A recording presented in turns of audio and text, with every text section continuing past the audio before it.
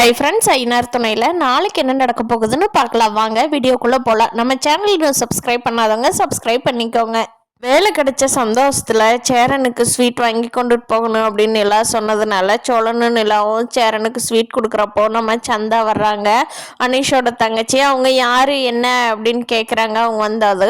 அப்போ அனீஷ் சொல்கிறாரு, இவங்க தான் சேரனோட தம்பி ஒய்ஃபு அப்படின்னு சொல்லி அவங்க லாங்குவேஜில் சொல்கிறாங்க. அப்போ சந்தா கேட்குறாங்க, ஏன் தம்பி கல்யாணம் ஆயிடுச்சு, அண்ணனுக்கு கல்யாணம் ஆகலைன்னு. அப்போ எல்லாத்துக்குமே கொஞ்சம் சங்கட்டமாக போயிடுது. எல்லா வீட்டுக்கு நிலா சோழன் வந்ததுக்கப்புறம் நிலா சொல்றாங்க, அண்ணனுக்கு எப்படியாவது கல்யாணம் பண்ணி வச்சிடணுங்க.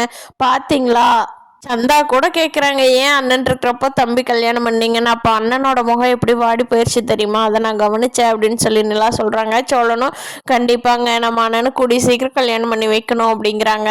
பாண்டியனுக்கும் வானதி ரெடி ஆயிட்டாங்க. சோழனுக்கு எப்படியோ நிலா சம்மதிச்சிருவாங்கன்னு ஒரு நம்பிக்கை எல்லாத்துக்கும் இருக்குது. ஆனால் நம்ம சேரன் அண்ணாவுக்கு தான் இன்னும் யாருமே இருந்த ஒரே ஒரு கார்த்திகாவும் கல்யாணம் பண்ணி போயிட்டாங்க. பார்க்கலாம், இந்த சந்தாவாவது டைரக்டர் சேரனுக்கு கல்யாணம் பண்ணி வைக்க போகிறாங்களா, இல்லை கதையை எப்படி கொண்டு போறாங்கிறத பார்க்கலாம். அவருக்கு வேலை கிடைச்ச சந்தோஷம் குடும்பத்திலேயே பயங்கரமா இருக்கு.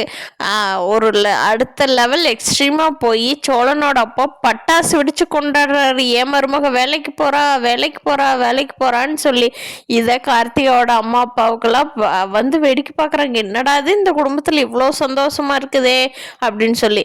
அப்போ இவர் பட்டாசு வெடிக்க பார்த்து அவங்களுக்கெல்லாம் கடுப்பாகுது.